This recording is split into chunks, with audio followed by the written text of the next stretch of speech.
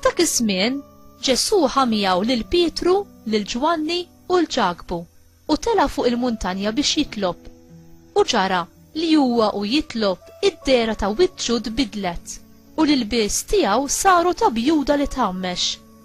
U kien hemm żewġ tirġiel jitħattu miegħu, Mosè u Elija, li deru fil-glorja, jitħattu fuq it-tmiem ta' ħajtu li kellu jseħħ f'Ġerusalemm.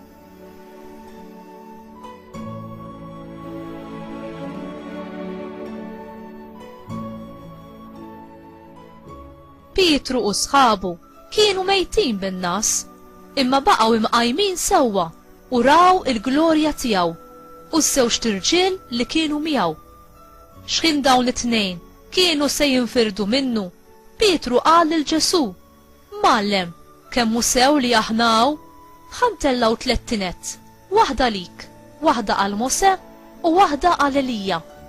Ma kienx jaf x'inhu jgħid.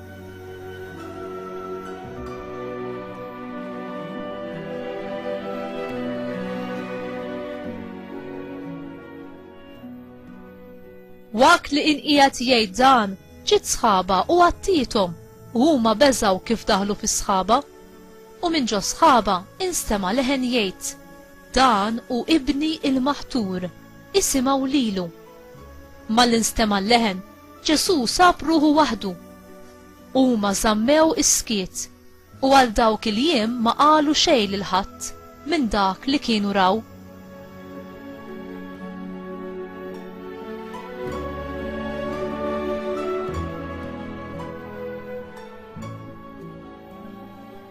Il-kelma tal-mulej, tifħir lilek Kristu.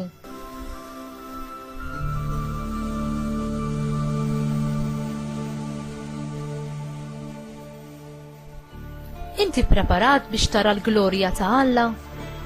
Alla ħerqan biex jaqsam il-glorja tiegħu miegħek. Nilmuhom il-bod din il-glorja meta d-dixxipli raw lil Ġesu it-trasfigurat fuq it-Tabor. Ir-rakkont li nsibu fl-Evanġelju ta' San Mark jgħidilna li jilbiesu sar abjad u jagħmmex bdija tal-għaġeb.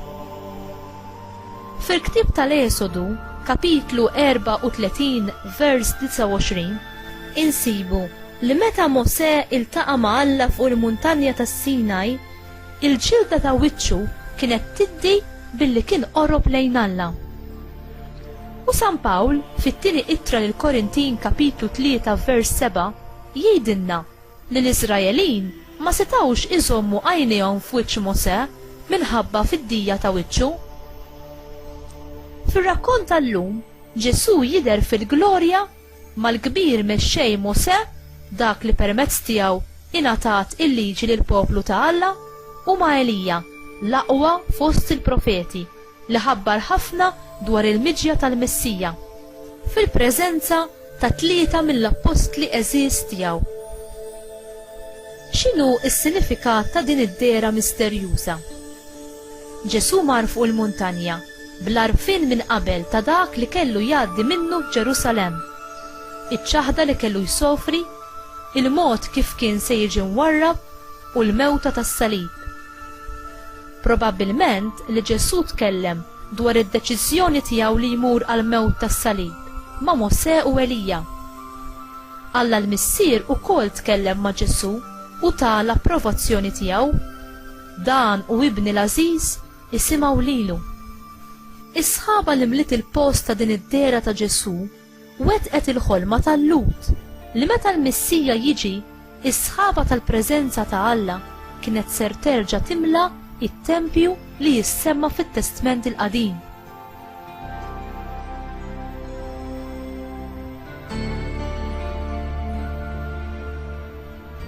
Pietru, Ġakbu u Ġwanni kienu xhieda privileġġjati tal-glorja ta' Kristu.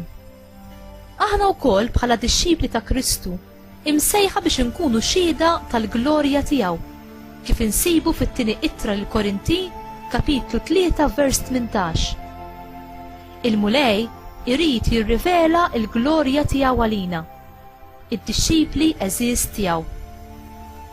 Inti tfittex il-preżenza tiegħu fik, fl-oħrajn, madwarek u b'mod speċjali fl-Ewkaristija b'dik il-fidi, ir-rispett u l-qima li jixtieq jara fina l-mulej?